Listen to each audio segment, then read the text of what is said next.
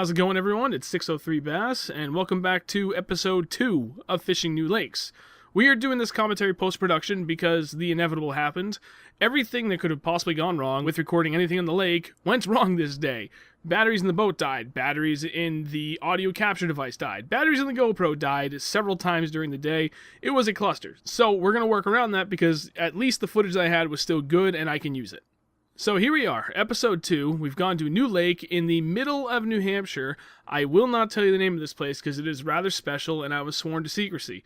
For those of you that are fishermen, everybody has that place where friends will bring you on the condition that you never ever tell a single soul. And I intend to live up to my word that I will not tell anybody about this place. Now this pond is small. It's only about 200 acres, but it is quite deep. It maxes out a little over 60 feet deep. Average depth is about 30 feet deep. Main species in here is brook trout, smallmouth bass, largemouth bass. We have carp. It also has pickerel, catfish, and crappie. Now, those are the species that are actually listed on New Hampshire's Fish and Game website, but we also saw that there are some weird golden shiners. I'm not entirely sure what these fish are. I tried to look them up, but I couldn't find them.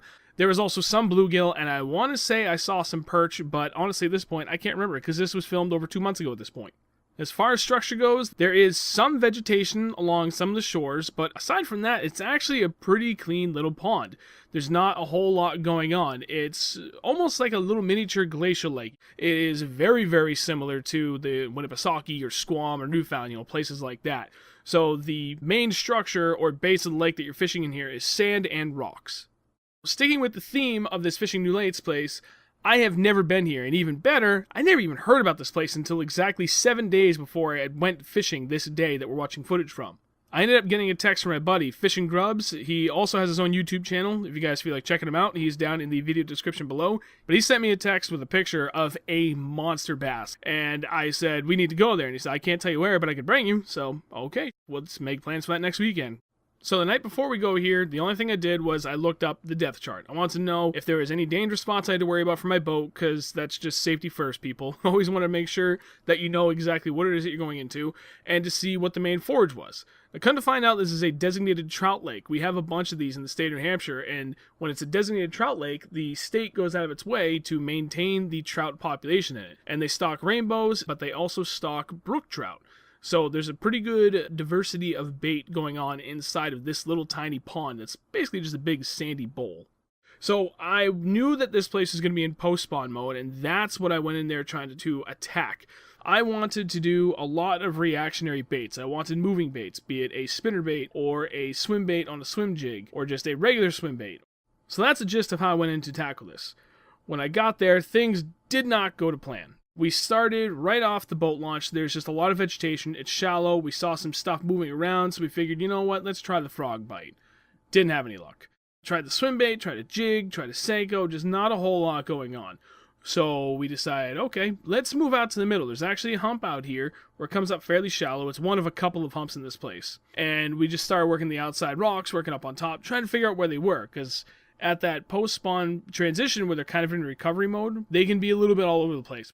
So we moved out to this hump, and things went okay. We were catching some fish, but nothing crazy. I had it in my head that I was going to try and replicate what my buddy's buddy had done and try and go out and catch a monster on some sort of moving bait. And with that, with the wind kicking up, I figured, let's try the spinner bait. Didn't get anything. It was kind of weird because at this time of the year, it should work well. And I tried a couple of different colors. I even tried the swim bait. It just really wasn't producing. So that kind of started to key me in on, all right, well, if they're really not going to hit a moving bait in completely ideal conditions, we'll probably have to slow it down a little bit and go with more bottom contacting baits and give them a more subtle presentation. So from there, I went to my two go-to baits when I'm fishing a glacial kind of lake like this. So I just threw in a regular jig. It's a 3/8 ounce skirted football head with a 3.5 inch net bait pack-a-craw trailer. And I tried a couple of variations of greens and browns, and nothing was really working. I tried my go-to spider jig, which is, again, another 3/8 football head jig. No skirt, no brush guard, and just a simple 4-inch twin-tailed hula grub. The middle of the lake was not working. Thinking back to what I remember of the depth map, I know that along at least one of the shorelines, it was a really steep drop. So I determined, you know what, we've already tried up shallow, where it's a very consistent shallow depth and vegetation. That didn't produce anything. We tried a hump in the middle where it kind of tapered out from really shallow down to deep with varying structure of different sized boulders. That still didn't produce anything. What's next on the list? Next on the list was steep banks. Now, you've probably heard me talk way too much about steep banks, but it's a really good structure to look for, or at least not necessarily structure, but different depth range to look for, especially earlier in the year or at different transitions of the year, because the fish can move up into very different water temperature zones in only a matter of 20 feet. They have to travel a very, very little distance in order to get to that perfectly comfortable water temperature that they want to be at. So that's where we decided to go. We went over to the nearest shoreline that I knew of that had a nice steep bank, and we just started throwing everything. Up top, dragging it down to the bottom, repeat, working our way down the shore. Now, I still wasn't getting any bites on my trusty jig, and that started to make me think that, you know what, maybe they just really need something subtle, something really finesse. So I was going to tie on a shaky head because that's something I know and I'm very comfortable with. And then I was like, you know what? I'm going to try a ball head jig because that is something another friend of mine and I were just talking about. He said that it is something that would be better suited for super finesse conditions than the shaky head. It's supposed to be an even more finesse presentation. So I figured, what the hell? It's something that's still pretty close to what I'm comfortable using. It'll be completely new, but it's not absolutely foreign to me. Really simple. It's a 1/8 ounce ball head jig. It's 2/0 hook. Maybe it's a 1/0. It's really small, and I just threw on a 5-inch zoom trick worm in a watermelon green with a black and red flake. It's my go-to color. It just works freaking everywhere in this state. So maximum comfort in something new. Let's throw it. Within the first couple of casts, I caught a decent-sized fish. So things were looking good. Working further down the bank, I caught myself a real nice fish. It's another largemouth, a little over 4 pounds. The thing was a beaut.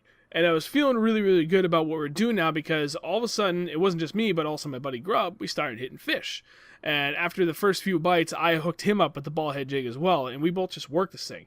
And that seemed to be the winning ticket for the day. It wasn't so much that they were near steep banks, but they also wanted something finesse. Bottom contacting bait, they weren't really chasing anything, they weren't looking up. They were just hugging the bottom and maybe not relaxing, but not doing a whole lot, waiting for something to come by to them. So with our newfound success and the winds continuing to pull into this lake, we fired up the outboard and we worked back up to the other end of the lake where the wind was blowing down from and letting it push us back down. Working the same thing. Caught a few more fish, but nothing crazy. We're still kind of missing out on some more quality-sized fish, with the exception of that 1 4+ that I had already caught. And this went on for a few more hours before I decided, okay, let's change tact again. Look at the depth map. I actually pulled it up my phone this time because I couldn't remember all the details. And I saw a section of the pond that was kind of similar to where we started, where it's shallow and there's vegetation, but it's a little bit different. So the first spot we hit was like 1 to 2 feet deep and thick lily pads. This section was more like 2 to 5 foot depth area, where it was all sand, almost like a soft muddy bottom, but very sparse grass. So there was stuff going on, but it was a little bit different from the first spot we hit. And on top of that, there was boats that were moored in this area, so it was providing much more shade that was really lacking in this place. There's not a whole lot of boats going on, or docks for that matter. But it was getting later in the afternoon, so this just seemed like everything was kind of lining up to where, you know what, if they're not anywhere else we've tried, this is something entirely different still, so let's give that a shot. Working our way through the grass, went back to my skirted football jig with the 3.5-inch craw trailer, throwing it at anything that looks good, come up to one of the first moored boats, flip up to it, and I'm reeling it in. I thought I just had weeds. No, turns out it was a fish because I'm an idiot. Set the hook, ended up being a really nice fish. My best guess, it was a little over 3 pounds. One of the weirdest fish I've ever seen. It honestly looked like it could have been a 4 to 5 pound bass that, like cartoon style, drove headfirst into a wall and shrunk like an accordion down to size. It was just a really funky looking fish, as you can see in the video. But still, the thing fought like a champ. Really, really strong fish. Seemed to be really healthy and good shape, even though it looked kind of Quasimodo-ish. But went back in the drink and everything was fine. So that's pretty much the gist of it for noteworthy fish that we caught during this day. All things considered, in a place I'd never been to before, this was a win for me. This was a very positive experience. And using previous experience to at least start to guide me, but keeping my eyes and mind open and reading what was being presented and reacting accordingly to it is what really made the day successful for me. And I cannot emphasize that point enough and how important it is for anglers in general just to adopt that mentality. But that's going to wrap this up. I apologize if this one did not quite meet the expectations that you guys were expecting for this series. I can, without a doubt, promise you, though, that the next one, episode 3, back on track and very much identical in a sense for presentation style as the first one. I went out solo. I had zero problems with recording equipment. Everything went as planned, and I was able to talk to the camera as I did in the first episode.